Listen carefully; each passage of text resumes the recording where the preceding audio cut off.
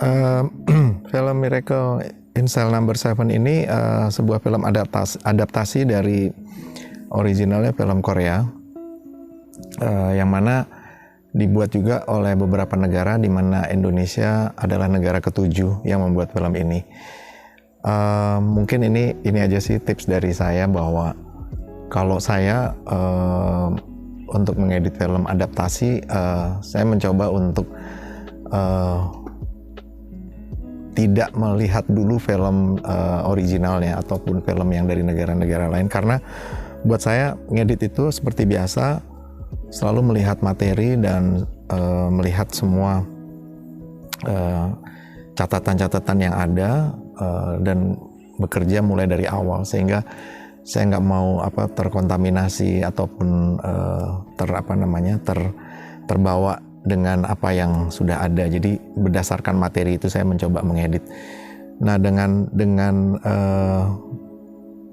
cara yang seperti itu, saya bisa keluar dari walaupun ceritanya mungkin orang bilang sama gitu, tapi yang namanya adaptasi itu ada satu proses yang setiap negara punya interpretasi di dalam bagaimana mereka membuat filmnya untuk versi negaranya, di mana diberikan kebebasan yang tadi mungkin saya udah sempat singgung soal berhubungan dengan kearifan lokal di negara yang mana membuat adaptasi itu. Jadi kalau saya sebagai editor tidak melihat dulu, saya merasa bahwa saya seperti yang mengedit film seperti pada umumnya film baru, bukan film adaptasi, sehingga bisa lebih objektif, tujuannya lebih objektif, lebih murni kepada tujuan filmnya gitu. Nah, yang mungkin bisa saya share pertama itu. Yang kedua, kebetulan film ini saya mengalami satu ini saya nggak tahu ya, karena mungkin judulnya Miracle gitu. Saya mengalami satu persoalan besar ketika ini juga mungkin buat editor-editor yang lain. Kalau ketika menghadapi suatu pekerjaan yang komputernya crash ya, ini satu film yang saya ingat sekali, nggak akan pernah bisa lupa, karena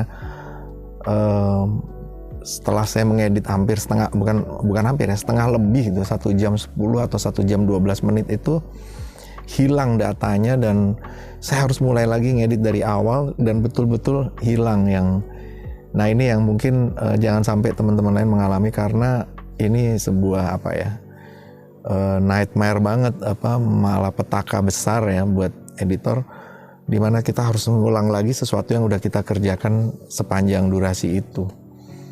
Nah, itu mungkin perlu kita antisipasi dengan selalu men-save projectnya, walaupun saya juga sudah melakukan men-save, tapi itu mungkin karena satu dan lain hal, saya nggak tahu sebabnya apa, hilang sehilang-hilang yang nggak ada sedikit pun file yang tersisa gitu. Jadi saya harus mulai lagi dari awal. Ya, itu perlu perlu satu energi yang kalau saya gambarkan pada saat itu, saya sempat hampir udah stres, udah hampir gila ini mengulang satu pekerjaan yang udah kita kerjain gitu. Itu tapi nggak tahu, karena judulnya Miracle, jadi saya kayaknya ada energi itu gitu loh, yang akhirnya bisa selesai juga film ini pada saatnya. Itu sih yang ini. Tapi kalau soal tips yang lainnya, ini satu film yang genrenya kan drama komedi ya, dimana dramanya memang lebih lebih sedikit. Sebetulnya kalau waktu awal film saya tanya Mas Anung, nanya juga produsernya, sebetulnya film ini antara drama sama komedinya bisa nggak antara, kalau bisa 50-50 atau 40-60 gitu, tapi komedinya nggak bisa kita tinggalkan, jadi komedinya juga harus kuat. Nah, ini yang tips juga mungkin buat editor-editor, mengedit satu film dengan dua genre yang berbeda itu perlu kesabaran, perlu ketekunan, perlu perlu satu usaha lebih gitu, karena kalau enggak ya kita antara dapat komedinya aja, atau kita dapat dramanya aja, atau kita di tengah-tengah yang juga nggak punya kelebihan di komedinya, nggak punya kelebihan di dramanya. Itu sih yang menurut saya apa ya yang bisa saya bagikan.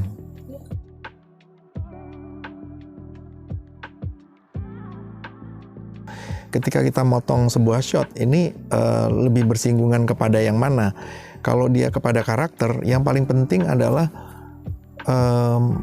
karakter itu tidak bisa lompat begitu saja. Misalnya dia karakter seorang yang apa misalnya introvert atau ekstrovert.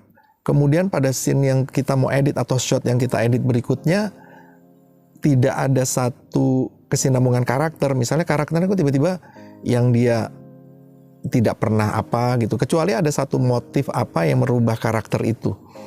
Jadi setiap kali memotong dari shot satu ke shot berikutnya, saya selalu berpikir antara bagaimana mencapai keempat logika itu nih, yang sedang bersinggungan apa. Misalnya saya mau bikin paralel ya, ketika saya mau bikin paralel, kalau paralel itu bersinggungan dengan ruang, berarti kita harus perhatikan logika ruangnya.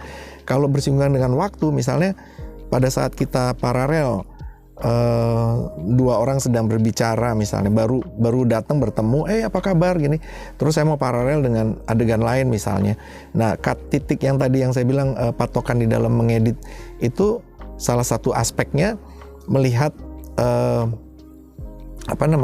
bersinggungan dengan logika apa pada saat kita memotong itu. Kalau misalnya paralel sama satu lagi peristiwa di mana ketika kita kembali ke dua orang yang tadi bertemu, maka kita jangan seperti baru mulai lagi dari awal, tapi misalnya sudah progres di kedua orang ini sudah bicara soal saya nggak ngerti ini begini dan seterusnya gitu. Begitu pindah lagi ke shot yang kita paralelkan tadi, maka kita juga nggak bisa tidak kita perhatikan antara ini sudah terjadi sebuah dimensi temporal ya, dimensi atau yang tadi saya bilang berhubungan dengan logika waktu. Karena kalau enggak, penonton akan merasa ini udah pindah-pindah gitu, kok dia masih di situ aja, masih ngomong itu aja. Jadi banyak patokan, banyak aspek. Nah itu tadi aspek yang harus diperhatikan ya, berkaitan dengan 4 logika. Terus kemudian ada yang berkaitan dengan emosi. Ketika misalnya dari sebuah shot, long shot atau full shot misalnya, ada seseorang yang pelan-pelan dia mulai kena dampak dari sebuah konflik, apakah kita perlu di-cut di situ kemudian ke close up-nya atau tidak, itu kita melihat bagaimana emosi berjalan. Kalau dia tetap bisa berjalan di dalam satu shot, jangan kita potong kemudian menjadi covernya, walaupun shot covernya ada. Tapi ketika full shotnya tidak bisa merepresentasikan perasaannya, maka kita perlu pindah ke close up.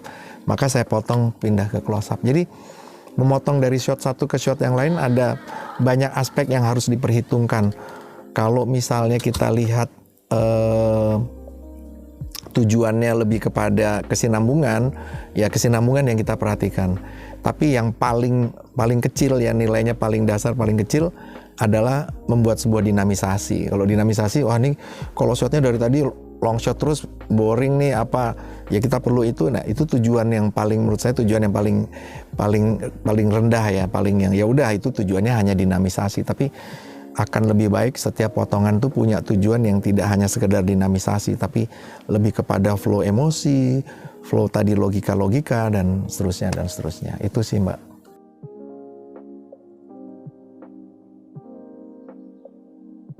Kayak mungkin di kasusnya The Science of Fiction misalnya gitu. Itu film yang secara struktur itu kemungkinannya itu sangat banyak banget gitu. Mencari struktur terbaik itu butuh waktu yang cukup panjang. Itu kayak total kami mengedit itu sekitar 6 bulanan mungkin. Dan dengan draft yang itu di atas 10 sepertinya. Saya agak lupa gitu. Untuk kayak mau kita terus mencari struktur ini, scene ini dipindah ke depan, ini pindah ke belakang. Maksudnya kita coba berbagai macam kemungkinan. Jadi ya mungkin dari beberapa film yang sampai saat ini pernah saya edit, The Science of Fiction itu cukup menantang ketika dalam konteks mencari struktur terbaik filmnya gitu. Itu sih.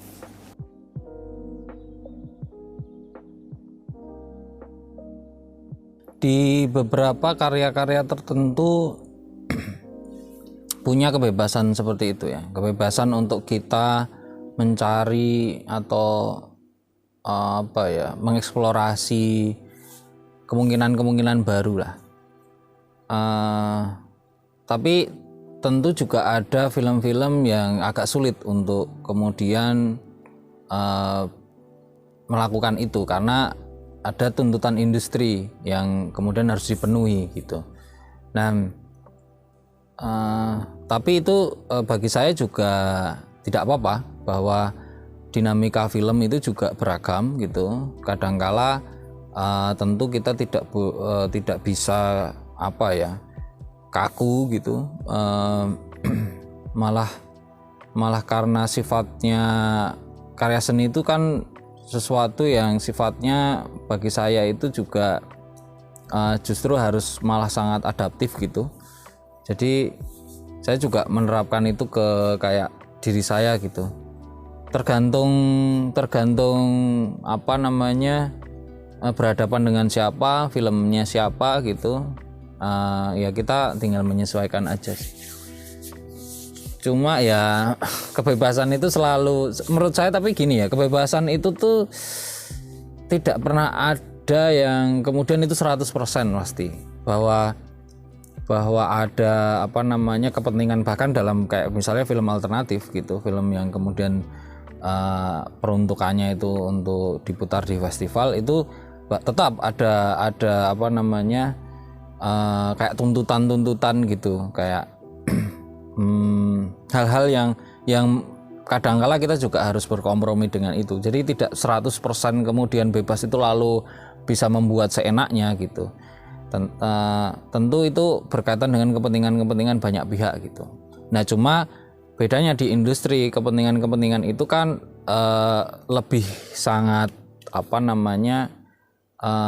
kuat gitu tekanannya, karena kepentingannya itu berkaitan dengan modal gitu, yang itu besar, kan kemudian juga ada tanggung jawab untuk mengembalikan itu karena mungkin ada keterlibatan investor di dalamnya misalnya kayak gitu ya.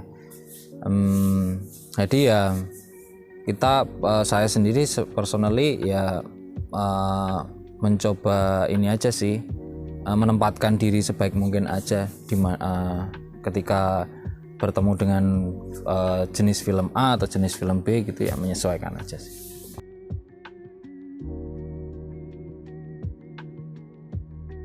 Sampai di titik sekarang misalnya ngedit genre apapun, apalagi sebenarnya kayak Inang ya kan, maksudnya genre thriller horor itu kan sebenarnya aku paling suka, dan aku selalu belajar dari tiap kerjaan yang aku bikin.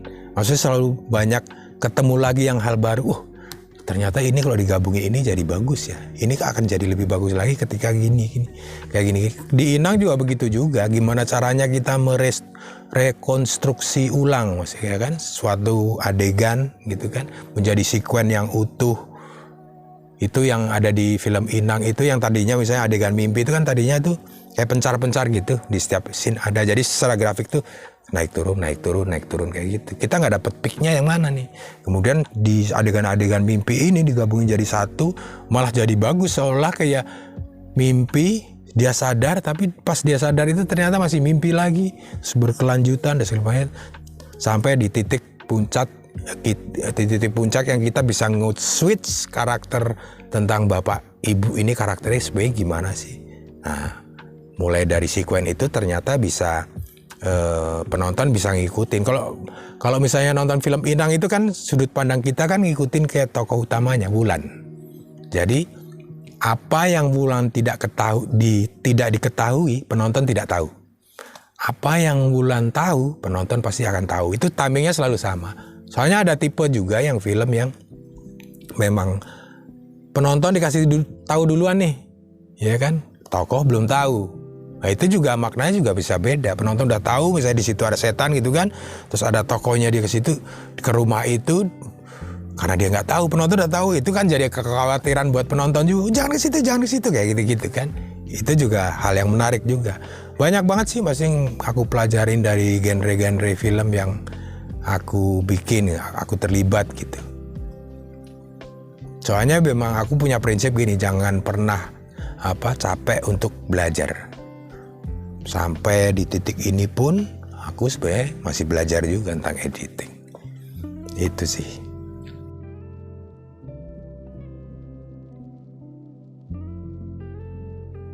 Dalam memilih editor di tiap produksi kayak gitu juga memang ditentukan dengan karakter masing-masing editor. Aku membenarkan itu iya gitu.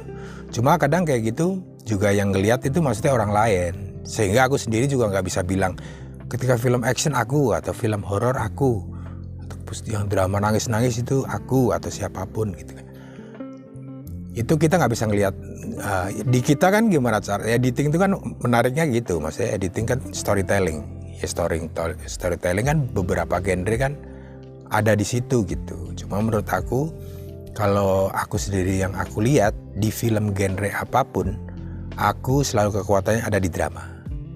Karena menurut aku gini, maksudnya yang film misalnya film action akan bagus sampai penonton akan stay di kursinya ketika menonton karena ada ceritanya yang menarik atau karena ada dramanya yang menarik.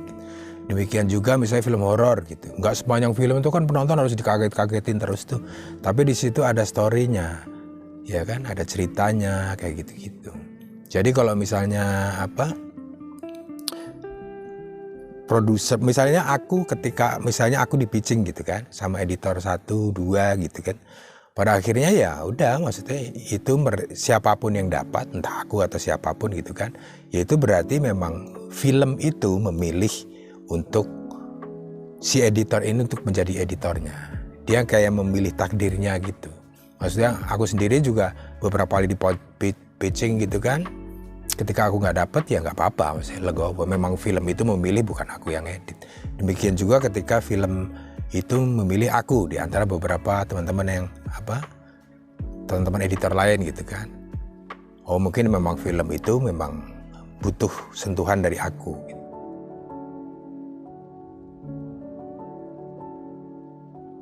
Mungkin bisa dibilang treatment khusus ya Mbak ya, karena nggak semua film mengaplikasikan edit on set.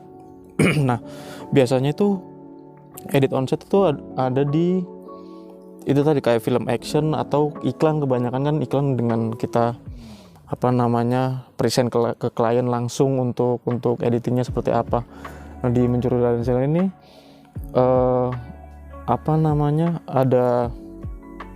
ada sistem edit on set yang mana edit on set, jadi kita bisa langsung tahu cuttingan yang director bentuk di lapangan. Kayak umpamanya ada satu adegan yang penting, kayak adegan tabrak-tabrakan kayak gitu-gitu, terus adegan fighting yang dibutuhkan banget continuity gerakan koreo kan, soalnya fighting kan mengandung koreo dan segala macam pergerakan kamera itu penting banget untuk bisa langsung tahu editingnya di lapangan. Karena dengan kita tahu editing saat itu juga, jadi kadang-kadang berpengaruh sama produksinya juga Mbak, karena ketika kita udah tahu nih editing, oh ini editingnya udah cukup, berarti kita nggak perlu ngambil shot lagi kayak gitu-gitu. Jadi kita bisa mereduce waktu syuting. Dan sebenarnya pisau bermata dua sih kadang-kadang, maksudnya kayak kalau akhirnya tidak ketemu juga editingnya, akhirnya makin terus kita tekan, maksudnya makanya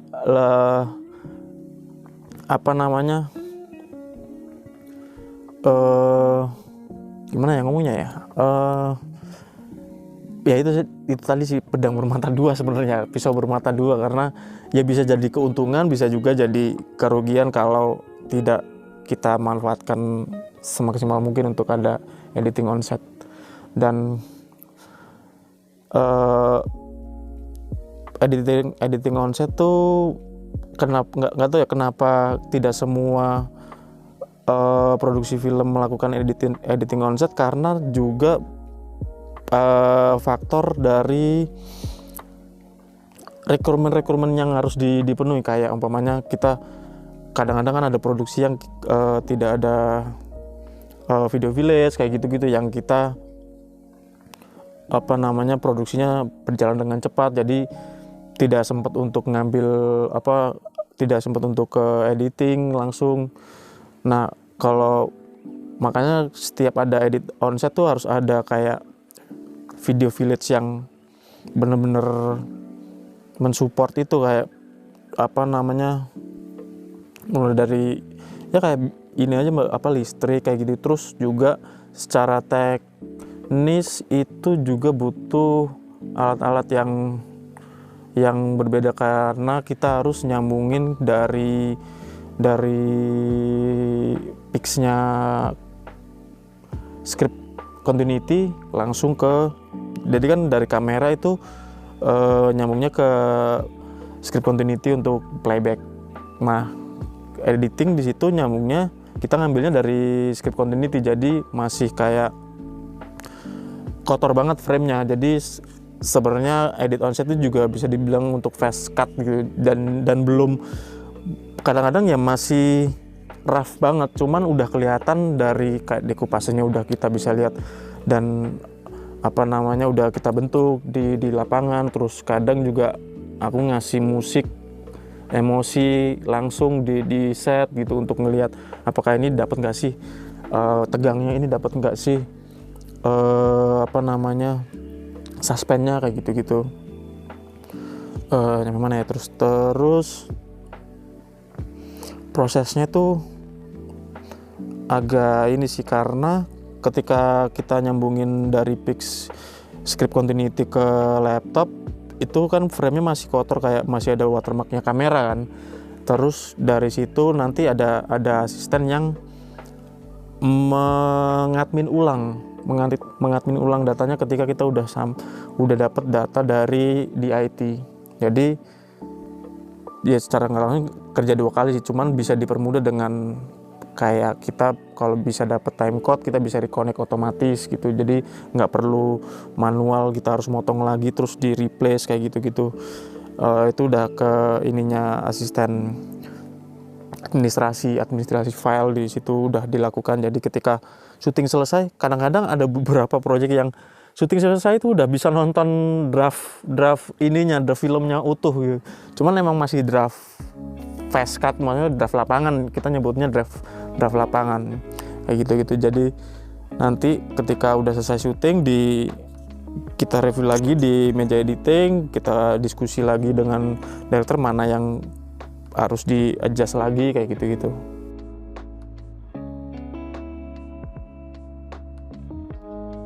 Meskipun prosedurnya adalah ketika draft 1 kan pasti shot turun semua ke timeline, maksudnya ada shot apa aja kita perlu tahu, editornya perlu tahu ada shot apa aja, terus urutan scene-nya seperti apa. Jadi masih istilahnya setia sama, masih draft 1 tuh draft yang paling ini sama naskah gitu kan, paling mengikuti naskah. Nah, beda lagi ketika udah selesai syuting terus kita akhirnya tahu nih udah utuh, baru kita bisa analisa lagi lebih lanjut untuk kayaknya ini dragging ternyata kayak gitu. Dan kadang pun itu bisa kadang-kadang terjadi di edit on set juga, maksudnya seringkali aku sama Mas Angga tuh udah berdiskusi bahwa di set udah melakukan paralel kayak gitu, di set udah melakukan, bahkan pernah kita di set udah melakukan angkat scene. Kemarin di NKCTI kemarin udah angkat scene, ini kayaknya nggak perlu, udah diginiin aja. Oh iya mas, oke. Terus kita rapiin lagi, terus tapi nggak tahu lagi nih nanti ketika di meja editing bisa berbeda lagi. Maksudnya kadang-kadang di edit on set itu sempit kan, maksudnya kita ngeditnya per scene atau sambungan dari per satu sekuen, terus ketika filmnya udah utuh baru semua kan terlihat. mana bagian yang dragging, mana bagian yang harus kita poles lagi, mana yang harus dibenerin lagi. Cuman untuk setidaknya kita tidak kekurangan materi, maksudnya semuanya ada, tinggal dipoles lagi, kita olah lagi, kayak mungkin struktur ada yang berubah, kita bisa nyoba-nyoba lagi. Di MRS kemarin banyak banget perubahan struktur yang terjadi di editing setelah produksi. Jadi kayak baru kelihatan tuh ketika kita udah jembrengin semuanya satu film, baru kelihatan oh ini ternyata nggak perlu, oh ini ternyata perlu dikinin, tapi nggak ada, oh ini kok kurang ya, oh ini nggak ada kayak gitunya. Keuntungannya itu maksudnya enak banget ketika kita udah di set itu udah tahu alurnya seperti apa, emosinya seperti apa, terus dikupase dan segala macamnya seperti apa. Jadi di edit on set itu udah terlihat semua. Dan bahkan ketika edit on set tuh enaknya tuh kayak ketika kita ngeliat kan kadang-kadang kan yang edit kan asisten dulu kan, yang ngedraft tuh asisten dulu, jadi udah tahu oh ini kayaknya di gini ini, tapi kita simpen dulu aja deh karena ini belum tahu nih, soalnya masih baru satu sekuen mungkin kayak gitu. Terus ketika di editing bisa lebih dalam untuk mengeksplor itu. Dan apa yang lagi ya, udah kayaknya. Iya, sebenarnya sih banyak benefitnya ya sebenarnya. Cuman itu tadi yang aku bilang tadi, kayak kadang ada efek tidak objektif terhadap materi ketika editor berada di set. Makanya kadang-kadang aku agak menjauh di set tuh, aku agak menjauh dari editing dan ya kayak cuma mantau doang gitu, supervise doang, nggak yang kecuali ketika ada permintaan gitu, maksudnya coba lu pegang ini, gue pengen ngelihat scene ini jadi apa enggak, baru tuh turun. Maksudnya ini kan, tapi sebisa mungkin aku pengen menjaga jarak sama materinya biar nggak bias ketika di meja editing nantinya, karena seringkali karena kita tahu syutingnya seperti apa, terus karena kita terlibat di syutingnya, ngerasain emosional adegannya seperti apa, itu salah satu keuntungannya juga. Cuman terkadang jadi nggak objektif aja sama materi yang kita punya ketika di meja editing. Jadi kayak oh ini mau dipotong tapi ini gini, jadi ada kayak pertimbangan yang tidak perlu sebenarnya, yang tidak perlu kita tahu kayak gitu. Terkadang terjadi seperti itu. Kayaknya seringkali terjadi edit on set karena kita nggak punya cukup waktu timeline editing post production di belakang. Jadi untuk mereduce waktu itu kita harus dituntut untuk melakukan edit on set. Awalnya kayaknya bukan awalnya sih, tapi lebih sering kali seperti itu sebenarnya. Tapi semakin saya melakukan edit on set, jadi kayak sebenarnya ini sebuah keuntungan juga. Maksudnya kita bisa, itu tadi kayak bisa mempengaruhi produksi banget. Kayak pernah aku edit on set itu udah nyambung scene-nya kan, terus karena produksinya terbatas karena mungkin waktu atau mungkin budget atau gimana, terus suatu hari produser sama director melihat editing untuk mengomit scene yang akan diambil. Nah kayak gitu bisa sangat menguntungkan sekali, karena kita bisa lihat langsung, umpamanya ini kayaknya scene ini kayaknya nggak perlu deh, coba deh kita lihat editingnya, oh ternyata udah jadi nih editingnya, udah nyambung, dan ternyata oh it works gitu, dan oh ya udah scene ini diomit aja, kita nggak jadi take, akhirnya waktu syuting kan jadi berkurang kayak gitu. Edit on set itu emang sebenarnya awalnya emang kebanyakan itu sih genre action sebenarnya, action horror mungkin ya. Nama di iklan sih kayaknya banyak yang edit on set kayak untuk present ke klien dan segala macam. Cuman terkadang ini yang aku pernah alami, maksudnya beberapa kali aku edit onset sama Mas Angga, aku pernah juga edit onset sama Yandi waktu itu. Nah, beda-beda sebenarnya, Mbak. Kalau ada yang makin insecure ketika ngeliat editing langsung gitu. Ada yang sangat senang melihat editing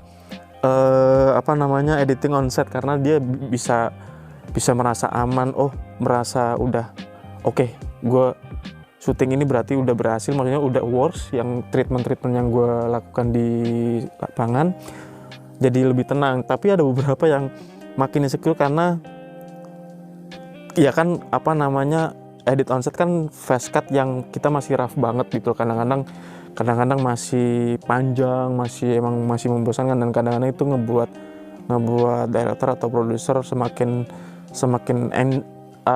anxious, kayak gitu. Jadi tergantung gimana cara director dan produser menyikapi edit onset sih sebenarnya ininya itu.